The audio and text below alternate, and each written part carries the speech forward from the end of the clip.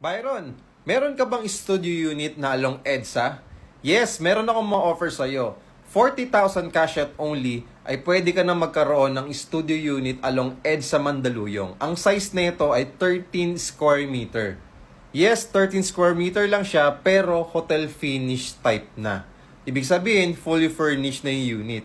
Pwede mo na kagad malipatan, pwede mo kagad paupahan, nasa sayo kung ipapasok mo sa Airbnb business, rental business, or your for personal use. Ang monthly mo dito nasa 25,000 pesos per month. At ang rate dito ng staycation business ay nasa 1,200 pesos per night or nasa 1,500 pesos per night.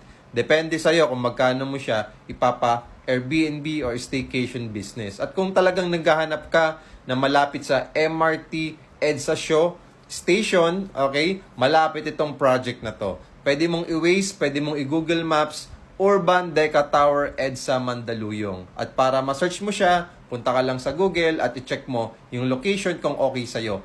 Napakalapit lang nito sa lahat. Okay, mapa-hospital man, mapa-schools, mapa-transportation, commercial establishments, restaurants. Malapit lang din siya sa SM Mega Mall, sa Shangri-La Mall, Star Mall.